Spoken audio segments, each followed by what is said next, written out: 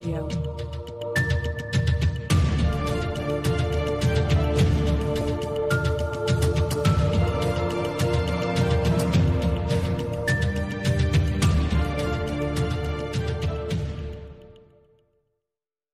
Assalamualaikum. Masyarakat Bima itu memiliki falsafah yang luar biasa. Kalau saya sebut itu sebagai the local wisdom to be the global, yaitu majalah Bodahu ini.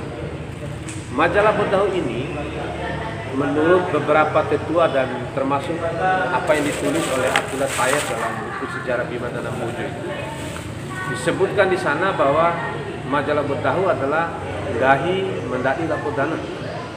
Jadi ungkapan yang lahir bersama peradaban dan Mojo, Maja Labodahu. Bahkan ada yang memprediksi itu jauh sebelum Islam.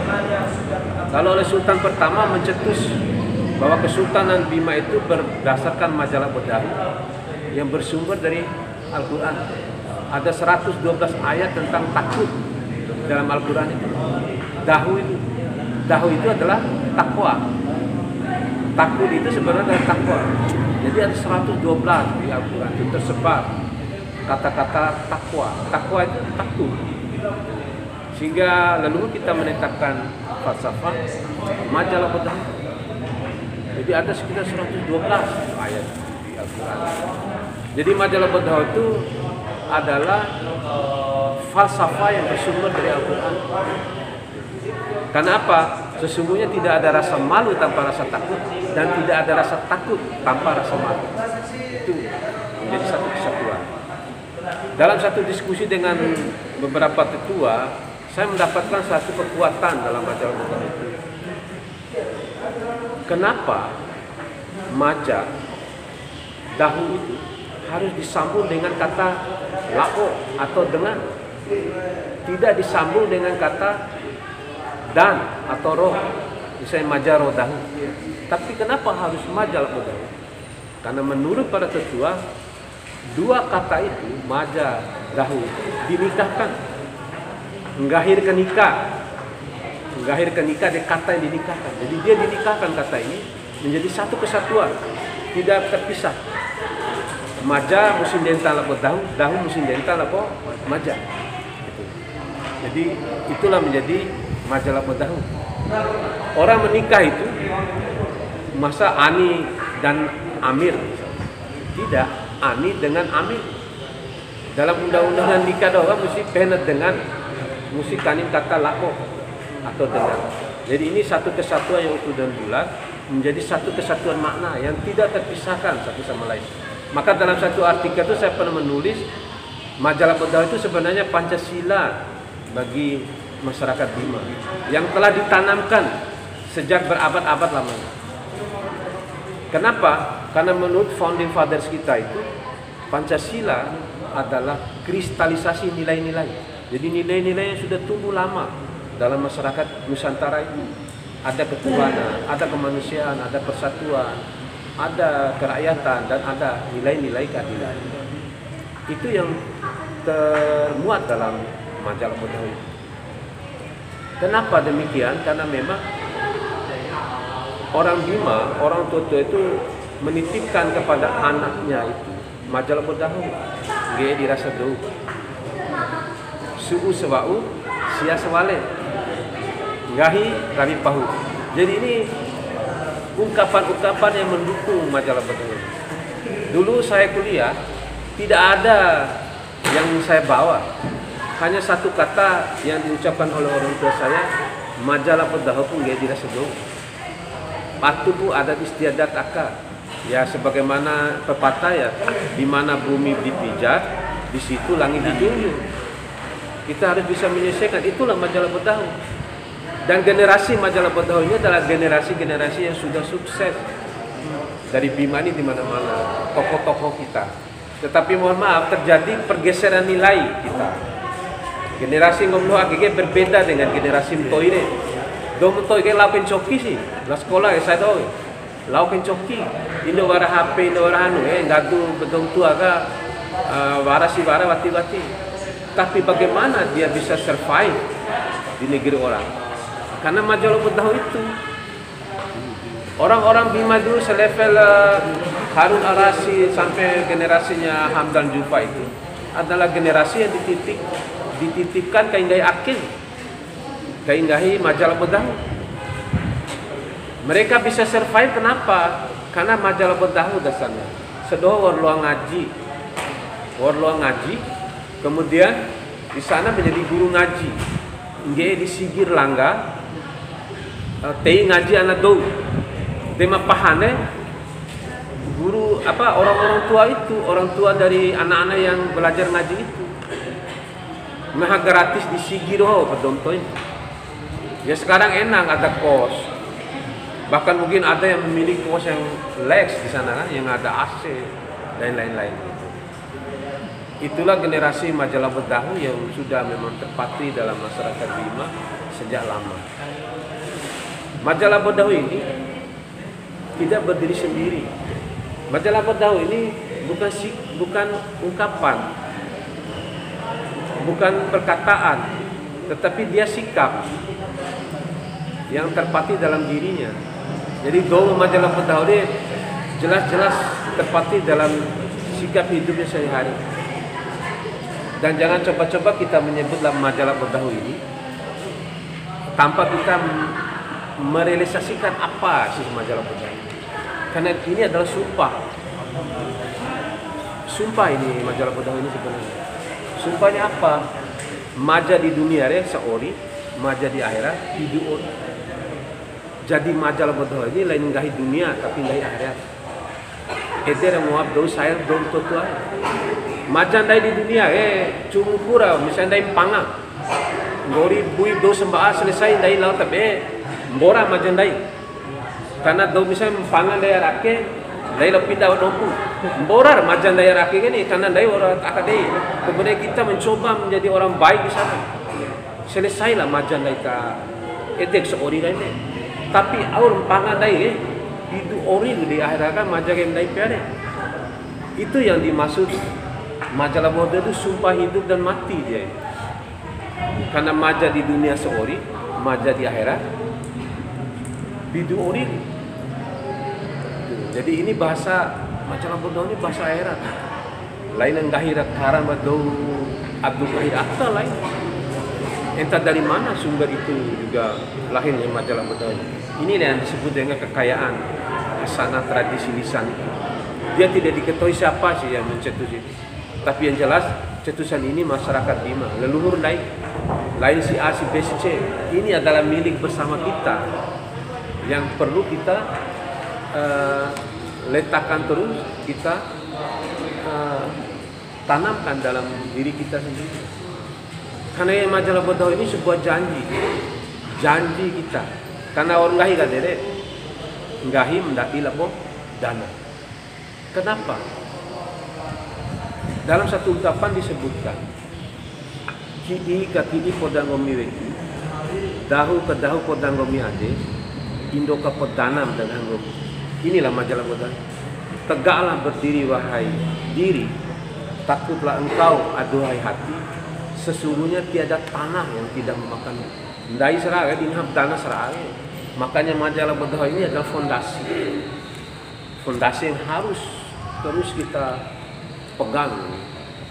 Indah aja menghidup nanti kecian. Akhir, aku menghidup doma orang-orang yang ngaji fitu aja. Ini dasar-dasar ini tasawuf.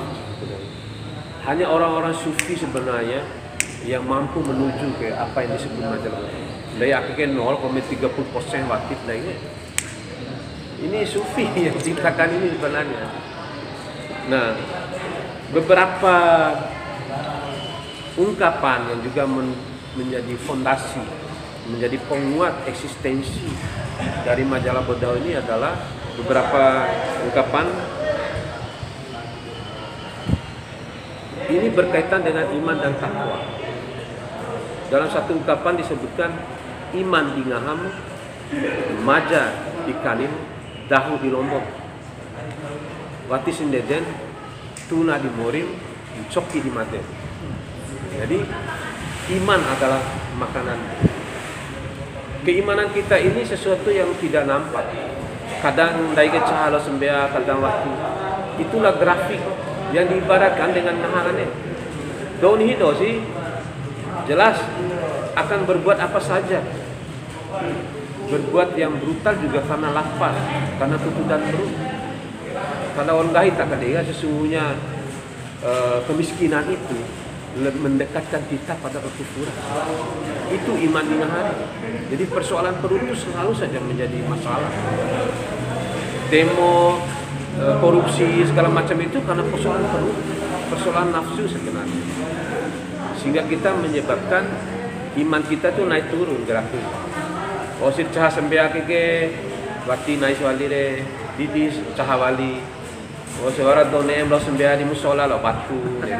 Pengalaman kan, ini pengalaman daerah. Oh iya. Jadi iman itu naik turun. Itulah iman di ngaham.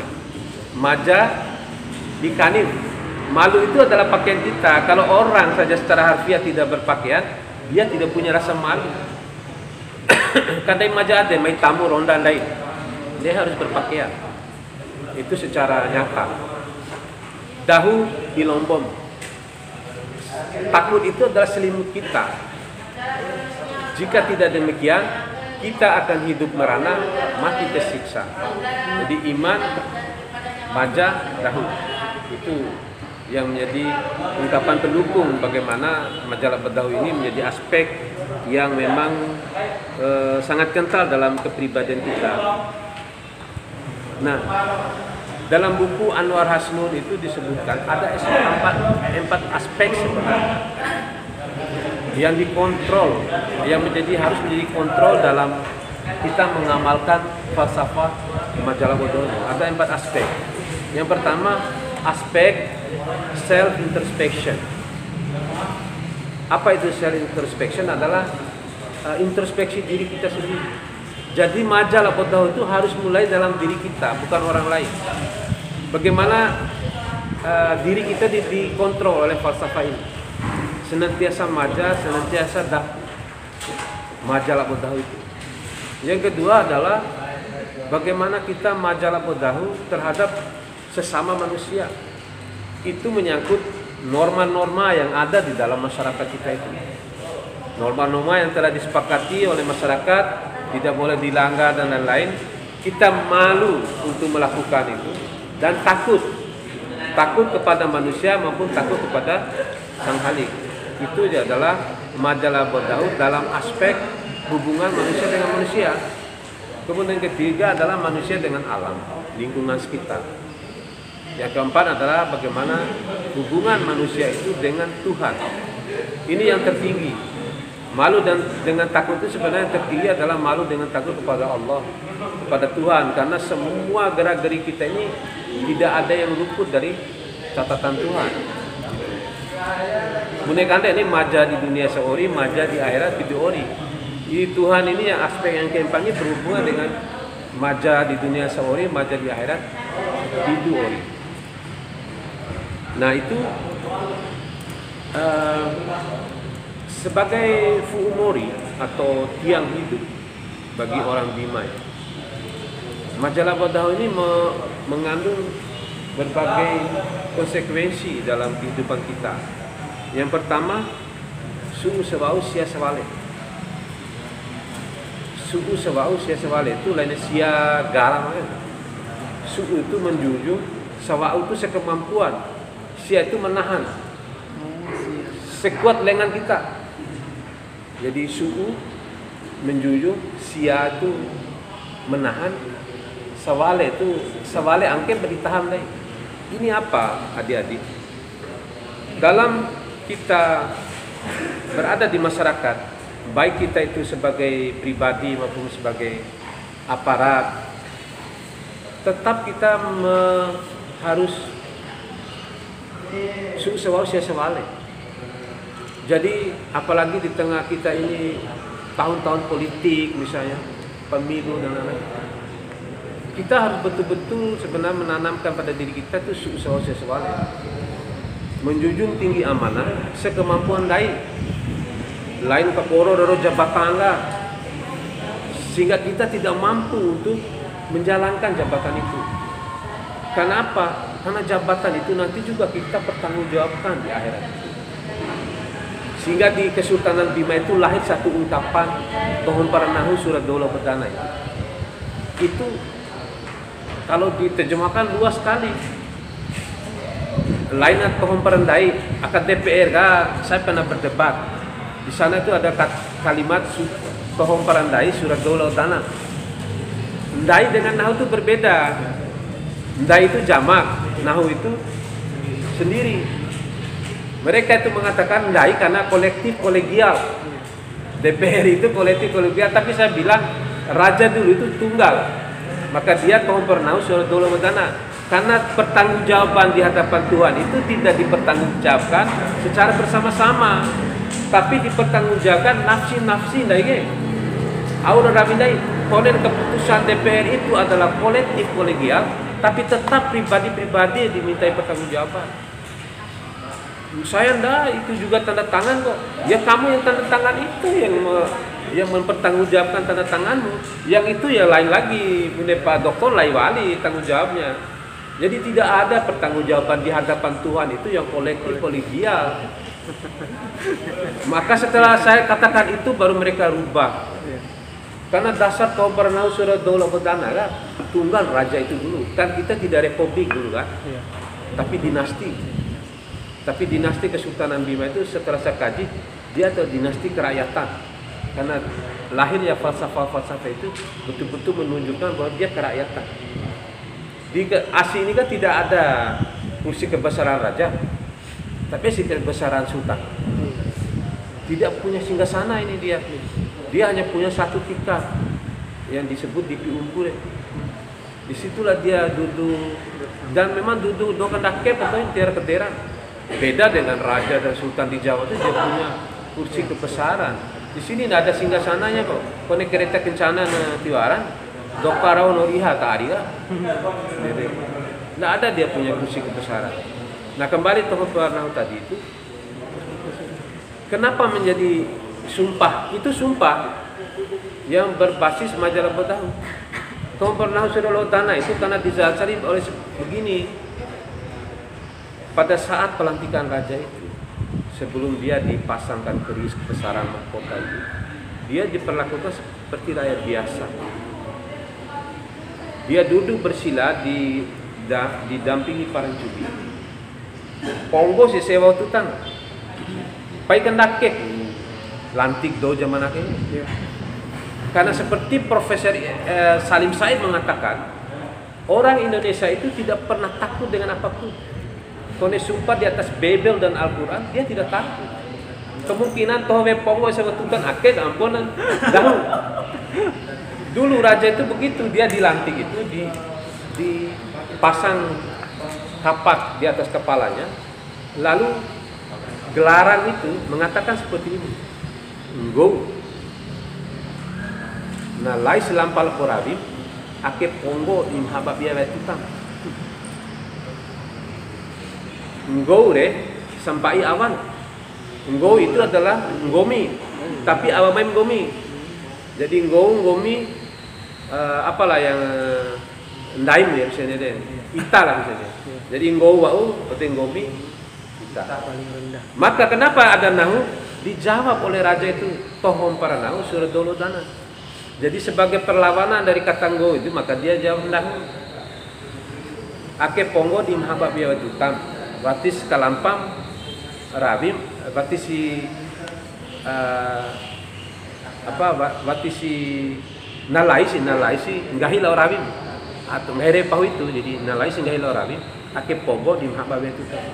Pai kendake pelantikan pejabat yang gori pelanti sukaroala lantik ke ake wali.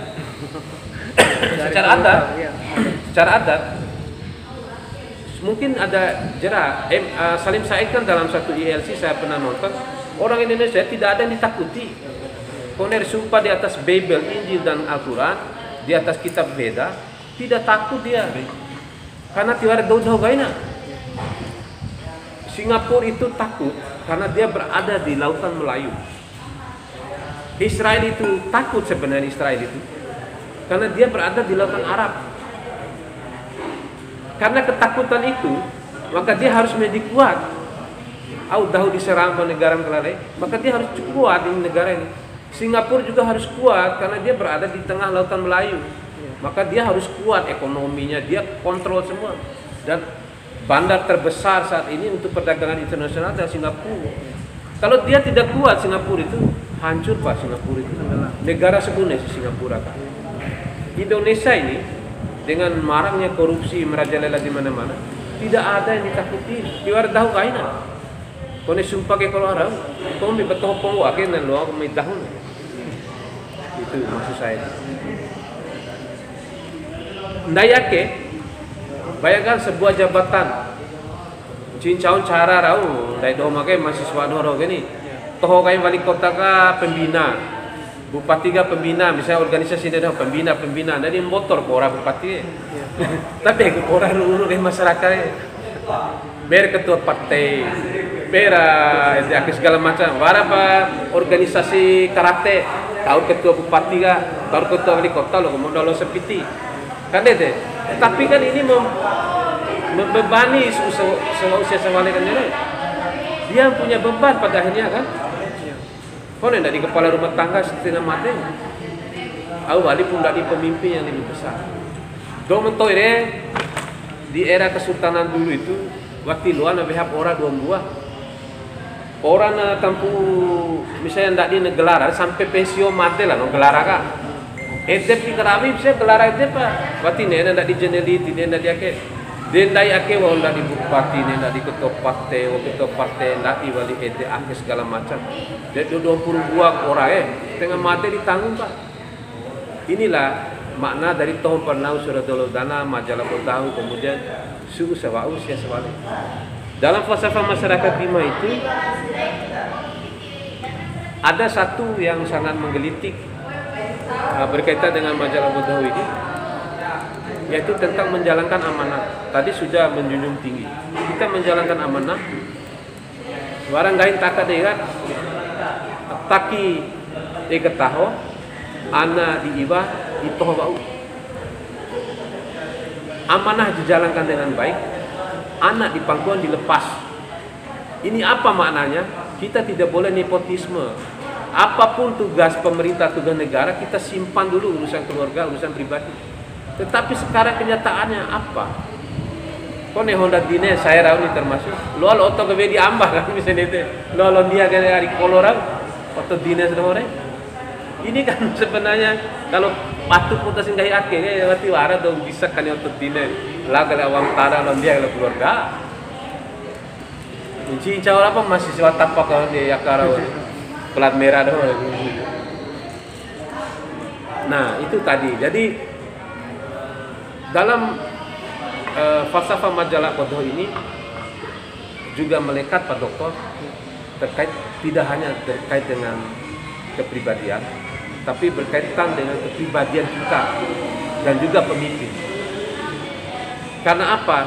Setelah sumpah tadi itu, ake ponggo di habab biaya tukang nalaisi ngahin orawi sampai ke Berajai Tohon Pernau Surat Daulah Udana. Setelah mendengar ikrar raja itu, ini kan ijab kabul sebenarnya ini pelantikan ini. Tiwara pelantikan di dunia kan mendake. Mahasiswa Iya. Seperti wisudanya Nepal. Yudisium. Jadi ini ijab kabul antara rakyat dengan raja. Ake Ponggo, Tohon Pernau Surat Daulah Udana. Lalu setelah itu rakyat mengungkapkan satu kesetiaan kepada raja ini, karena dia sudah titipkan harapan bahwa dia sudah menumpukan harapannya kepada raja. Akhirnya oleh rakyat menyatakan ita rumahku mendak diangi, madadoho mendak diroo. Ita rumahku mendak dinawa, madadoho mendak disaru. Engkau Tuanku menjadi angin, kami menjadi daun. Engkau Tuanku menjadi nyawa, kami menjadi raga. Jadi daun itu akan berhembus kemana angin itu berhembus. Tapi lau ke angin teteh lau ke roh. Nawa lo serumu sudah menyatu. Nyawa dengan raga itu menyatu. Itulah kesatuan antara rakyat dengan pemimpin. Jika dua hal ini terwujud dalam kepemimpinan, maka apa yang diamanatkan oleh senandung, ada senandung kende itu, dasar darina, jaur renduna, lino melada mina. Itulah yang disebut dengan baldatun, toibatun, warabun gafur. Dan sekarang, apakah keadilan itu sudah tercapai? Kesejahteraan masyarakat sudah tercapai? Maka kembali tadi, falsafah inilah yang akan menjadi pengikat pribadi kita, pribadi lain ini, sehingga lahirlah satu cita-cita dalam majalah Buddha itu menjadi bunga setako dan menjadi bunga semoho. Bunga setako adalah bunga setangkai. Falsafahnya adalah seorang diri manusia itu ibarat setangkai bunga yang menebar harum kebaikan pada lingkungannya, dan lingkungan itu adalah bunga semoho, bunga sekuntum, jadi kumpulan dari pribadi-pribadi raja dan rakyat. Coba kita lihat di lare-lare ini. Lare-lare ini sudah berusia 279 tahun. Ada ukiran-ukiran di lare-lare ini. Ukiran dari jauh bunga setako. Bunga setako itu melambangkan kepribadian. Seperti bunga, itulah majalah Buddha. Mahkota itu saya sudah buka mahkota itu. Ternyata mahkota itu bunga setako, ukiran keliling mahkota. Jadi leluhur orang Bima itu menciptakan suatu atau mencetus sesuatu itu penuh dengan makna falsafah, penuh dengan filosofi. Jadi cincau loh kajian ngomong ini penuh dengan filosofi. Asi ini saja ini penuh filosofi. Kenapa dia disebut asi? Di Batem dari ASEAN atau istana. Asi itu secara harfiah berarti mengeluarkan. Asi ini asi kolosal. Baik dari dalam perut maupun dari dalam alat kelamin, dari mulut maupun alat kelamin. Itu bermakna kolosal sampus sih. Asir. Tetapi karena dia menjadi filosofi yang menyatu, dia adalah menjadi pusat pemerintahan, tempat tinggal raja dan sultan beserta keluarganya. Dan di sinilah tempat pusat peradilan dan lain-lain. Asirnya kolosal pun sampu supaya dia menjadi bersih. Itu filosofinya. Asi kelende misalnya. Asi kelende itu perut. Itu menunjukkan satu filosofi bahwa tele akan menggana tarak ini. Jadi dom tua ba arak ini tele akan jadi asi kelende re merenggana raja-raja ke kelende akan sih. Lokon akan kulokon akan anak. Sehingga dalam silsilah kerajaan Bima itu kan adik kakak terus. Anak, kalau sultan itu masih kecil dilantik, maka yang menjadi bapaknya itu adalah orang dari Asi Kelende itu. Wali kerajaan. Jadi dia itu walinya. Jadi dia diasuh dulu sebelum menjadi remaja. Sultan-sultan itu banyak dilantik usia 9 tahun, usia 13 tahun. Nah, setelah dia dewasa, maka dia wali itu melepaskan kepercayaan kepada yang dipangkunya tadi. Itulah memang berkaitan. Jadi kupasan tentang majalah Buddha ini sangat luas karena majalah Buddha ini menyangkut seluruh aspek kehidupan. Tapi itu satu tadi intinya itu adalah menjadi pribadi yang majalah Buddha adalah menjadi setangkai bunga untuk menjadi sekuntum bunga, sehingga melahirkan satu tatanan kehidupan masyarakat yang diamanatkan oleh Al-Quran, yaitu baldatun, thayyibatun, warabun gafur. Demikian dulu, terima kasih. Nanti mungkin ada pertanyaan dan lain-lain. Akhirul kalam, wabillahi taufiq wal hidayah. Wassalamualaikum warahmatullahi wabarakatuh. Baik.